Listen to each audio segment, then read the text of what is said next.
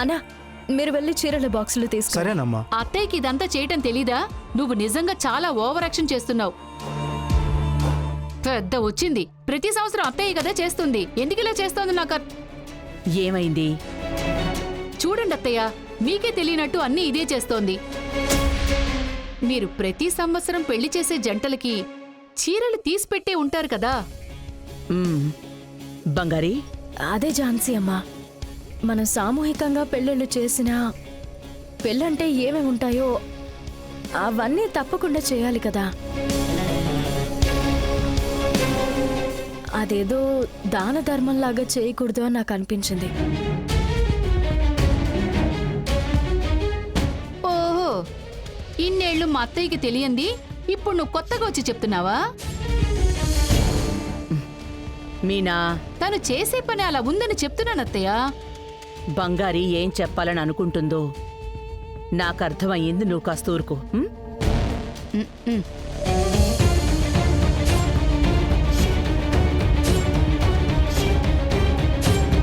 బంగారి, నువ్వు చెప్పు. ఒకరికి పెళ్ళనేది జీవితంలో ఒక్కసారి జరిగే విషయం. వాళ్ళ జీవితంలోనే చాలా పెద్ద మెమరీ. ఝాన్సీ అమ్మ తాళిచ్చారని నేను కట్టించేసుకుంటానంటే అందులో ఏ మెమరీ ఉంటుందమ్మా? చీరల కొట్టు వాళ్ళకి ఫోన్ చేసి ఒకేలా ఉండి 10 చీరలు ఇమ్మని చెప్పేయచ్చు. కానీ పెళ్లి చేసుకోబోయే వాళ్ళకి అది ఇబ్బందిగా ఉంటుంది కదా ఝాన్సీ అమ్మ.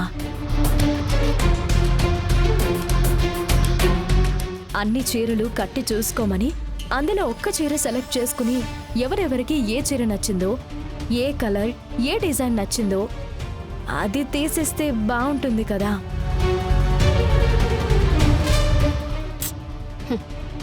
అలాంటిది వాళ్ళకి నచ్చిన చీరని అమ్మ స్థానంలో మీరే తీసివ్వాలని నేను ఆశపడ్డాను. వాళ్ళందరినీ ఇక్కడికే రమ్మని చెప్పాను. ఇందులో ఏమైనా తప్పుందా ఝాన్సీ అమ్మ? నా బంగారి అంటే అది. అందరూ వాళ్ల గురించి ఆలోచిస్తూ ఉంటే బంగారి వేరే వారి స్థానంలో ఉండి ఆలోచిస్తోంది. బంగారిని చూసి అందరూ నేర్చుకోవాలి.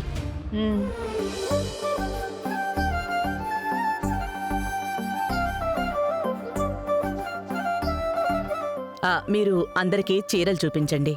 సరే అమ్మా, అలాగే చూపిస్తాను.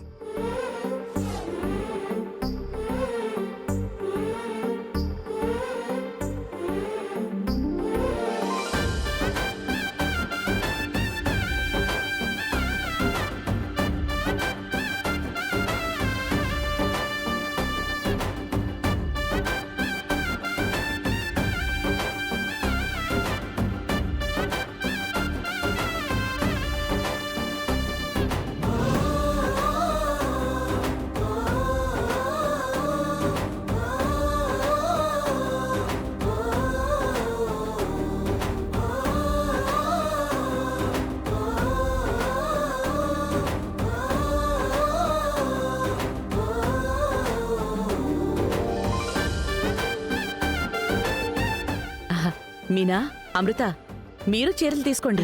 పర్వాలేదమ్మా, నా దగ్గర ఉన్నాయి. తీసుకోండి. వదినా, అత్తయ్య తీసుకోమని చెప్తుంది కదా, తీసుకుందాం. పోయి తీసుకో అమ్మా. అదిగో అక్కడ ఆ చీర ఉంది చూడండి, అది ఇవ్వండి. అది ఈ కలర్ అమ్మా? అదే ఆ గ్రే కలర్ చీర ఉంది కదా, అది. ఇది బాగుంది కదా? బాగున్నాయి. బంగారి, ఝాన్సీ అమ్మ, నువ్వు వెళ్ళి అమ్మని చెల్లెళ్ళని తీసుకురా. వాళ్ళు కూడా చీరలు తీసుకుంటారు. ఎందుకు ఝాన్సీ అమ్మ? పర్వాలేదు, ఉండనివ్వండి. శేషు, నువ్వు వెళ్ళి వాళ్ళని తీసుకురా. అలాగే ఝాన్సీ అమ్మా.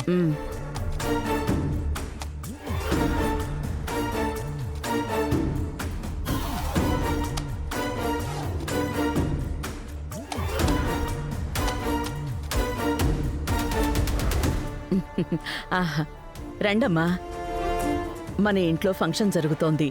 మీరు లోపలే ఉంటే ఎలాగా? అవును, తను ఇందు ఎక్కడున్నారు? ఇంద్రాణి నిద్రపోతుంది, తనేమో కాలేజీకి వెళ్ళింది.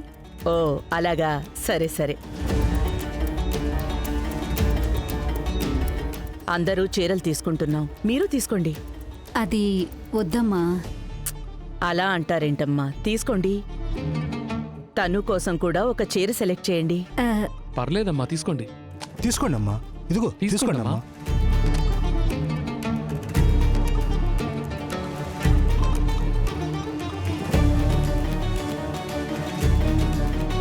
ఓ శారీ సెలక్షన్ నడుస్తుందా ఇక్కడ? సూపర్. ఏ కేడి అందరూ సెలెక్ట్ చేసేసుకున్నారా?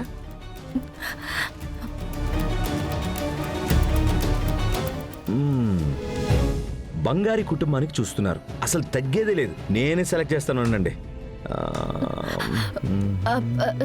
సార్ ఇది ఇందు పాపకి. ఇక తర్వాత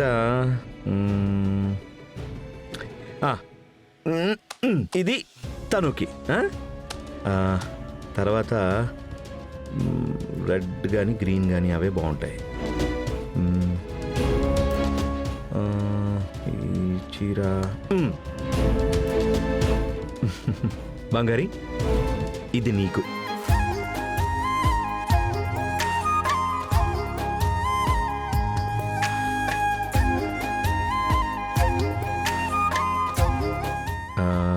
అన్నట్టు బంగారి మీ అమ్మగారు ఎక్కడ కనబడలేదు? సార్ మీకు ఆఫీస్ నుంచి ఒక ముఖ్యమైన కాల్ వచ్చింది, అది వెళ్ళి మీరు కొంచెం మాట్లాడేసి వస్తారా? ఎవరు కాల్ చేశారు? మేనేజర్ సార్ ఏదో అర్జెంట్ అని కాల్ చేయమన్నారు, నేను చెప్పడం మర్చిపోయాను. నాకేం కాల్ రాలేదే. మీ నెంబర్ లైన్ కలవలేదని చెప్పారు సార్. కొంచెం ఇప్పుడే వెళ్ళి మాట్లాడేసి వస్తారా? సరే. ఎమర్జెన్సీ అని చెప్పారు. అవునా? అవునవును సార్. నేను మాట్లాడేసి త్వరగా వెళ్ళండి సార్, మీరు ఏదో urgent అన్నారు. వెళ్తున్నాగా.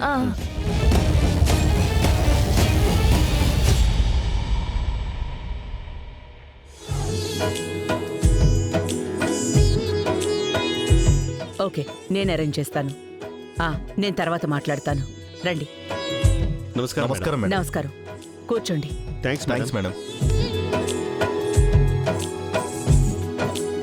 ఇదిగోండి మేడం, మీరు అడిగిన నగ. మ్.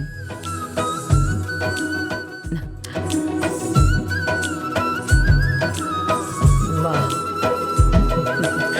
మీనా, అత్తయ్య చెప్పండి అత్తయ్య. ఏంటత్తయ్య ఇది?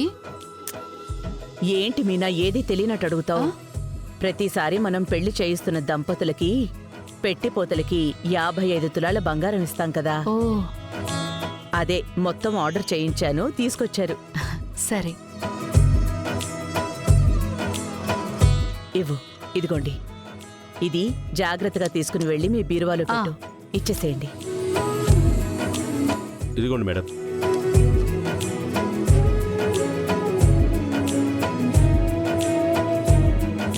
ఓకే, నేను పేమెంట్ సరే పంపించేస్తాను. మేడం. చాలా థ్యాంక్స్. అలాగే మేడం. మీరు బయలుదేరండి. మేము వస్తాం మేడం. ఓకే. ఏదైనా ఉంటే చెప్పండి. మేడం. వస్తాం. మ్.